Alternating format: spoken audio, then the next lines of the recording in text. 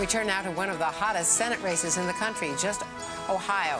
Just 1 month ago, Democratic Representative Sherrod Brown and incumbent Senator Mike DeWine were neck and neck, but today's poll numbers from Reuters and Zogby show that Democratic Congressman Brown is now leading Senator DeWine, 49% to 42%. Still close, though.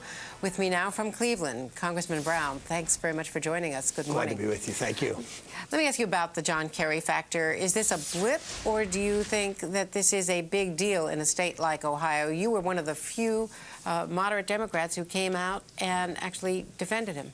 Well, I really did. I just don't really much care about a fight between George Bush and John Kerry. I don't hear people in Ohio talking about it at all. What they're talking about is we've lost 200,000 manufacturing jobs in this state with Mike DeWine and George Bush since 2001. 100,000 Ohioans have lost their health insurance, and college tuition's doubled. People want answers. They want to know what we're going to do in the United States Senate.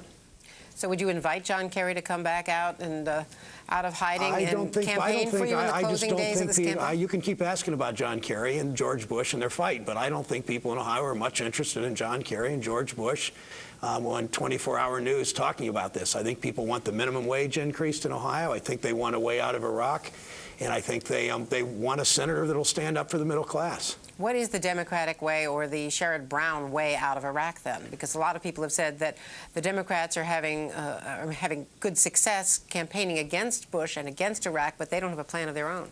Well, some do, some don't. I opposed the war. Mike DeWine voted for the war back in October 2002. He wants to stay the course, as does George Bush, continue Donald Rumsfeld in office, as Charlie Rangel said.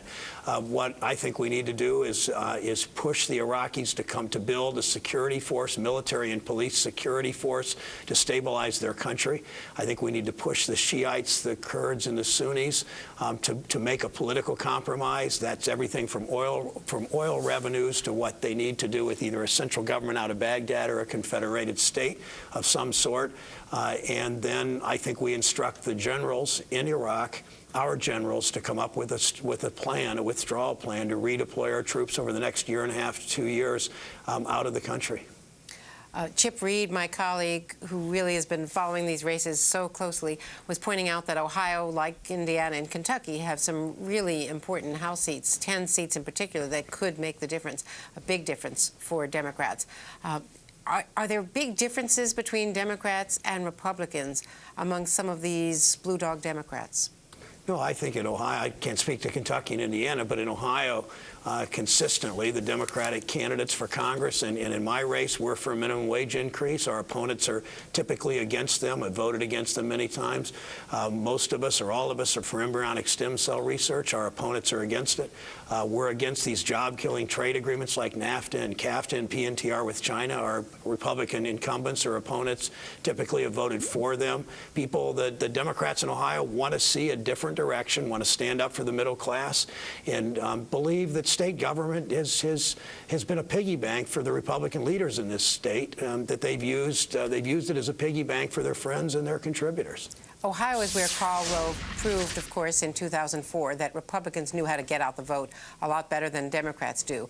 What have you done on the get out the vote effort to try to get independents out and try to motivate people, because midterms are always low voting elections? Well, I don't agree with your assumption about Karl Rove. Karl Rove's come into this state as the White House attack dogs and run the negative, most nasty campaigns this state has seen, not just against me, but against other Democrats. It's not working. People have had enough of the negative campaigns. They want a different direction. They want a senator. They want members of Congress that'll pass the minimum wage, that'll pass the 9/11 Commission, bipartisan commission recommendations, to support embryonic stem cell research, give the government the authority to negotiate drug prices on behalf of Medicare beneficiaries, the same way the VA negotiates drug prices for 7 million veterans. That's the change people want. There's a passion for change, a demand for change in this state, and Karl Rove and his supposed expertise isn't going to work this year.